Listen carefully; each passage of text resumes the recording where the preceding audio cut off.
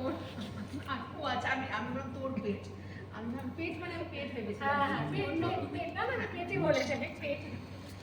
আমি ভাবলাম তুই বোধহয় আমার পেট বলে অন্য কাউকে বলছিলি। হ্যাঁ পেট আমার পেট আমার।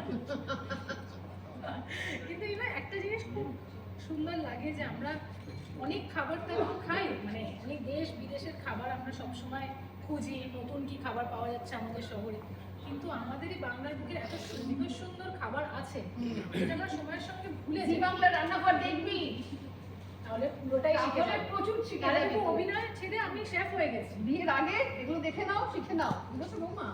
তাহলে তো বড় হয়েও দেখা উচিত না? বর আমরা খুঁজে, তাহলেই তো সেম সেম হবে না? বর খুঁজতে হবে বলছিস? বর খুঁজতে হবে বলছিস? ছাড় ছাড় ছাড়, কত হবে ছেড়ে দে।